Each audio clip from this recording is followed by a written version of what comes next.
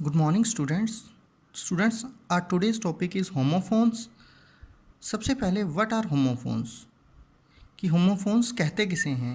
Homophones are words that sound the same but have different spellings and different meanings.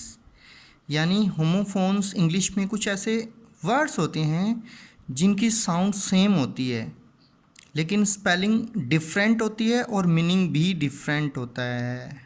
यानी ये ऐसे words होते हैं जो प्रोनाउंस करने में सेम रहते हैं लेकिन जब हम उन्हें राइट करते हैं, जब हम उनकी स्पेलिंग लिखते हैं तो वो अलग तरह से लिखे जाते हैं और उनका मीनिंग भी अलग होता है। इंग्लिश में ऐसे वर्ड्स को हम होमोफोन्स कहते हैं। तो यहाँ कुछ एग्जाम्पल्स हैं, हम उन्हें देखते हैं तो आपको अच्छे से समझ आ जाएगा। सबसे फर्स्ट नंबर पर देखिए सन, SON सन, मीनिंग इसका होता है बेटा। उसी जगह दूसरा एक वर्ड है सन जिसकी स्पेलिंग होती है SUN सन और उसका मीनिंग होता है सूरज। तो बच्चों आप देखो इन दोनों वर्ड्स को ध्यान से तो आप देखोगे कि स्पेलिंग डिफरेंट है लेकिन बोला सेम जा रहा है ना। इसी तरह नंबर 2 है राइट, WRITE राइट, लिखना, और RIGHT राइट, सही। इसी तरह WEEK वीक, जिसे हम सप्ताह कहते हैं है ना, और दूसरा वीक है WEAK वीक, कमज़ोर। तो बच्चों ये जो वर्ड्स हैं इनमें आप देख रहे हो कि स्पेलिंग अलग है और मीनिंग अलग है लेकिन इनको बोलने में सेम बोला जा रहा है। तो इंग्लिश में जो इस तरह के वर्ड्स होते हैं उन्हें हम होमोफोन्स कहते हैं। कुछ और एग्जांपल्स देखते हैं। DEAR डियर, प्यारा, फिर डियर, DEER डियर, हिरण, जो कि एक जानवर होता है। फिर है KNOWS नोज़, यानी जानता है, और इसी तरह NOSC नोज़, नाक, जो हमारा बॉडी पार्ट होता है। इसी तरह एक नेक्स्ट है ROOT रूट, जड़, किसी पेड़ की जो जड़ होती है उसे हम रूट कहते हैं। और इसी तरह एक रूट ROUTE भी है ना, ROUTE, जिसका मतलब होता है मार्ग, रास्ता। इसी तरह एक वर्ड है रोज़, ROWS रोज़, रो के साथ S लग के इसका प्लूरल बना है, जो कि हम किसी पंक्ति के लिए यूज़ करते हैं, उसका प्लूरल पंक्तियाँ है ना, रोज़। इसी तरह ROSE रोज़, जो गुलाब का फूल होता है उसे हम कहते हैं। इसी तरह एक और एग्जांपल है हर्ड, HERD हर्ड, जो जानवरों के झुंड के लिए आता है, और HEARD हर्ड, सुना, यानी सुनना, जो हमारा हियर, जो हमारा वर्ब होता है उसकी ये पास्ट फॉर्म होती है। लेकिन अब हम जब इनको बोलते हैं तो हर्ड सेम बोला जाता है। इसी तरह मीट, MEET मीट, और MEAT मीट, दो वर्ड्स हैं जिनमें आप देख रहे हो स्पेलिंग डिफरेंट है। MEET मीट, जिसका मीनिंग है मिलना, और MEAT मीट का मतलब है मांस। इसी तरह एक वर्ड है स्टोरी, STORY स्टोरी, यानी कहानी, और इसका एक जो होमोफोन है वो क्या है, STOREY स्टोरी, यानी इसमें R और Y के बीच E लग जाता है, जो कि हम किसी बिल्डिंग की स्टोरी के लिए यूज़ करते हैं।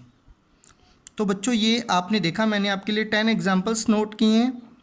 जब आप इनको ध्यान से देखते हो तो यही देखते हो कि हम उनको बोल तो सेम रहे हैं। There is no difference in pronunciation but when we write their spellings and when we see their meanings they are different. So बच्चों इस तरह के वर्ड्स को हम होमोफोन्स कहते हैं। तो होमोफोन्स को समझने के लिए जो तरीका वो यही है कि जब भी वो हमारे सामने आए हम उसका मीनिंग देखें, पता करें, अपने टीचर से पूछें, अपनी डिक्शनरी यूज़ करें, तो हम जान सकते हैं कि ये दोनों वर्ड्स जिनको सेम बोला जा रहा है इनके मीनिंग में क्या डिफरेंस है। और बच्चों इसी डिफरेंस के आधार पर ही इनका जो यूज़ होगा वो भी डिफरेंट रहता है ना। चलो अब हम ये देखते हैं कि इससे रिलेटेड क्वेश्चन कैसे पूछे जाते हैं। बच्चों ये जो आप एक एक्सरसाइज मेरे सामने देख रहे हो ये आपकी टेक्स्ट बुक है, उसका पेज नंबर 22 पे है। ये देखिए, a pair of homophones is given with in the brackets for each of the sentences below. नीचे एक सेंटेंस दिया गया है, उसके सामने आपको एक पेयर ऑफ होमोफोन्स दी गई है, मतलब दो ऐसे वर्ड्स हैं जो एक दूसरे के होमोफोन्स हैं। Select suitable word to complete the sentences. अब आपको इनमें से सूटेबल जो वर्ड है उसको आपने सेलेक्ट करके और ब्लैंक्स में फिल करना है ताकि सेंटेंस कंप्लीट हो जाए। अब सेंटेंस कंप्लीट तभी होगा जब उसका मीनिंग्स कंप्लीट निकलेगा, है ना, कंप्लीट सेंस निकलना चाहिए। तो हम देखते हैं sentence number 1। Mister Jain has a daughter and A dash. अब देखो हमारे पास दो ऑप्शन है, SUN सन और SON सन। अब देखो एक डॉटर है तो और क्या हो सकता है मिस्टर जैन का? SUN सन सूरज तो नहीं हो सकता, क्या हो सकता है? सन बेटा हो सकता है। तो सूटेबल जो हमारे पास ऑप्शन है वो है SON सन। इसी तरह नंबर 2, there are 7 days in a dash. अब ये हमसे चाहता है कि हम इसमें 7 days किस में होते हैं? एक वीक में होते हैं ना, जिसे हम 7 days का ग्रुप जिसे हम वीक कहते हैं। अब वीक की स्पेलिंग कौन सी हम लिखें, यानी कौन सा होमोफोन जो है यहाँ सूटेबल है? तो बच्चों देखो, एक है WEAK वीक, और वीक का मतलब होता है कमज़ोर, और यहाँ है वीक WEEK वीक यानी सप्ताह। तो इसका सूटेबल आंसर क्या है? Week, WEEK week.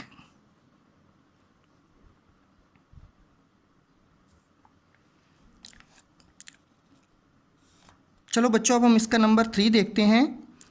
I couldn't dash what the teacher said. I couldn't dash what the teacher said. Options available here are here, here.